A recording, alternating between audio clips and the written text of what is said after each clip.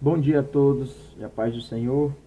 Meu nome é Fábio Feitosa Nunes. Venho com mais um vídeo sobre a palavra de Deus.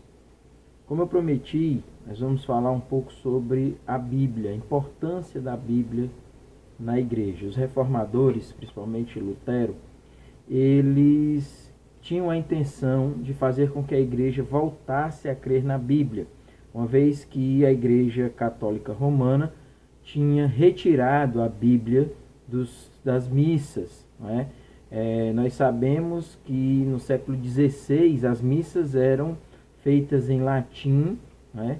As pessoas não tinham acesso à palavra de Deus, somente o sacerdote, e chegou ao ponto de até mesmo os sacerdotes não terem acesso à palavra, receberem um sermão pronto para assim passarem ao povo em latim. Existe até um episódio em que William Tyndale, que foi o homem responsável por traduzir a Bíblia para o inglês arcaico da época, existe um episódio que a história nos conta que ele, conversando com o sacerdote sobre a Bíblia, ele percebeu que esse sacerdote não entendia nada da palavra de Deus. Então ele disse que se dependesse dele, ele faria com que um camponês entendesse mais de Bíblia do que um sacerdote.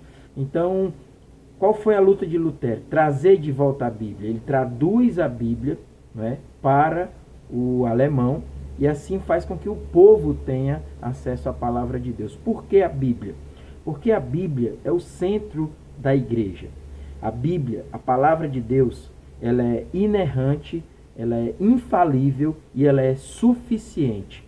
Eu sei que quando a gente fala de inerrância da Bíblia, muitas pessoas contestam esse termo por acharem que a Bíblia contém erros, mas a Bíblia não contém erros. É claro que quando nós falamos de inerrância da Bíblia, nós não estamos dizendo que o livro Bíblia Sagrada, a palavra de Deus, é 100% correta em todos os seus aspectos. Nós sabemos que nós temos uma tradução. A Bíblia ela é escrita no Antigo Testamento em hebraico e partes em aramaico, né? Partes do livro de Daniel, por exemplo, são escritas em aramaico. O Novo Testamento é escrito em grego.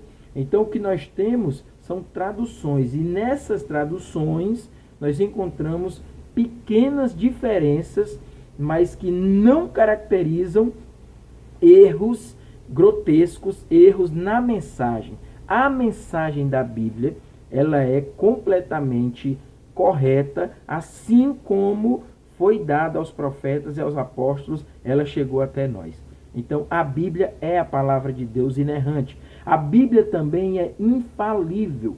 Tudo que ela fala, cumpriu-se, se cumpre e vai se cumprir. E ela também é suficiente. Quando eu falo que a Bíblia é suficiente, eu quero dizer o seguinte, que a igreja, o povo, as pessoas não precisam de mais nada a não ser a Bíblia, a não ser a palavra de Deus. E é nesse ponto que a igreja, que a Bíblia tem sido muito atacada, na sua suficiência. É como se a Bíblia não fosse mais suficiente. Talvez você tenha ouvido alguém dizer, Deus me falou isso.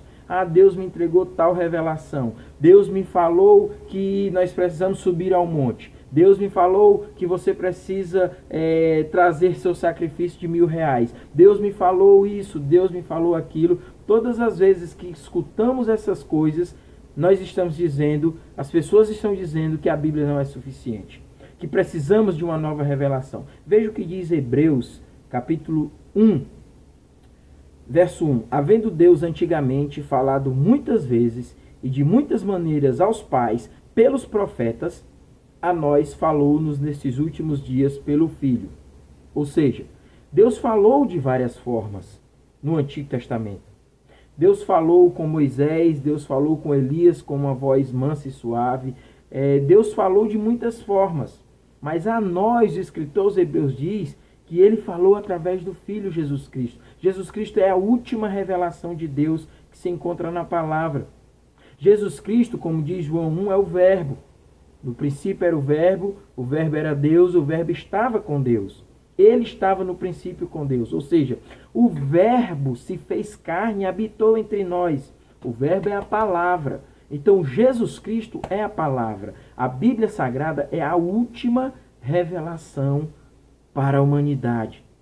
Então, tudo na igreja deve se pautar na Bíblia, na suficiência da Escritura. É por isso que nós encontramos tantos problemas na igreja, porque as pessoas não consideram mais a Bíblia como suficiente. Elas procuram outras fontes de revelação. E a Bíblia é a nossa única fonte. A Bíblia é a nossa única regra de fé e prática.